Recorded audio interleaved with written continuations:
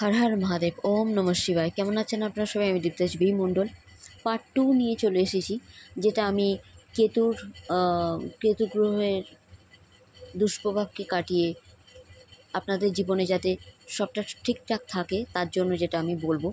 July month সব রাশির জন্য এক ঝলকে আমি একটা কথা অবশ্যই বলবো। কেতু গ্রহ এখানে যে প্রভাবটা দিচ্ছে সেটা কোথাও না কোথাও আমাদেরই কর্মের ফল দিচ্ছে।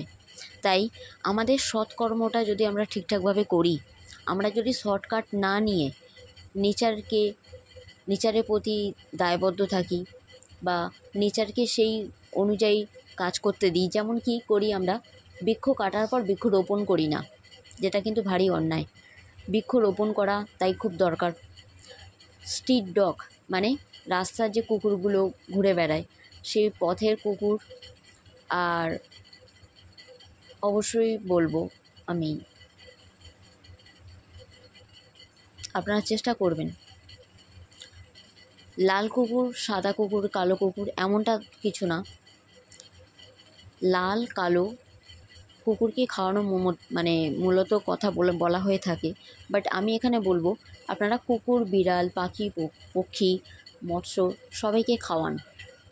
ভিক্ষুকদের নোনতা জিনিস খাওয়ান, শ্রমিকদের নোনতা জিনিস কিছু খেতে দিন। সবাইকে, বয়স্কদের সেবা করুন। সবাইকে নম্র বিনয়ীভাবে মায়া মমতা দিয়ে খুব শান্তভাবে তাদের সাথে ব্যবহার করুন। আর আধ্যাত্মিকতার পথে এগিয়ে যেতে গেলে শো অফ করতে গেলে চলে না।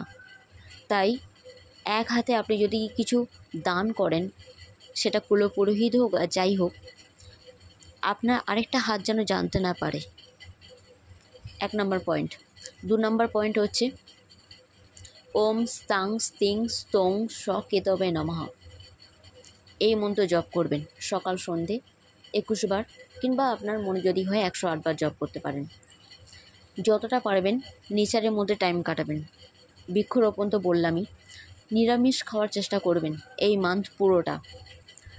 যদি পারেন তাহলে গৌশালাতে, যেখানে গরুদের রাখা হয়, সেখানে কিছু ডোনেট করে আসার চেষ্টা করবেন।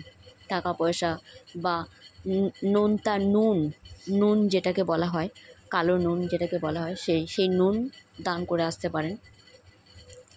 তার সাথে সাথে বলবো আপনারা ধ্যান করতে ভুলবেন না, মেডিটেশন। নাম জপ করতে ভুলবেন না, ওম নমঃ শিবায়। আর মাতৃশক্তি যা মন্ত্র আপনাদের ভালো লাগে, ওম দুম দুর্গায় নমঃ, কিংবা ওম ক্লিম কালিকায় নমঃ, কিংবা claim claim Kamakhya claim claim নমঃ। আমি অনেক মন্ত্র বলে রেখেছি, যে মন্ত্র আপনাদের ভালো লাগে ওম নমঃ শিবায়ের সাথে বা ওম মন্ত্রের সাথে যে কোনো একটা মাতৃশক্তির মন্ত্র অবশ্যই জপ করবেন।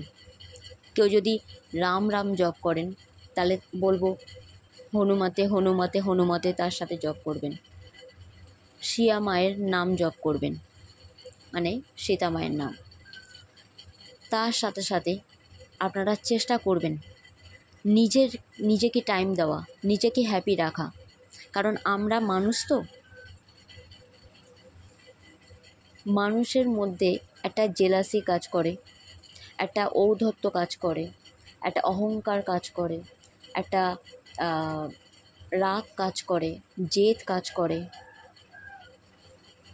তো এই ধরনের নেতিবাচক জিনিসগুলোকে নিজের লাইফ থেকে উপড়ে ফেলার জন্য আমাদেরকে সবাইকে, সব রাশির জন্য এটা চেষ্টা করুন নিজের ভেতরে আপনাদের কি চাইছে, আপনারা কিসে খুশি থাকেন, পুরোপুরি ফোকাসটা নিজের ওপর করুন। ওই জন্য মানুষ যদি বলে সেলফিশ, আপনি এটাকে সেলফিশ বলেন না, এটাকে সেলফ লাভ বলে। তো চেষ্টা করুন আপনি কিসে খুশি থাকেন। বই পড়ে, গান শুনে, দোলা চড়ে, কিংবা গল্প করে, কিংবা কিছু লিখে, কিংবা ড্রয়িং করে, কিংবা ড্যান্স করে, কি করলে আপনাদের মন ভালো থাকে সেই কাজ করুন।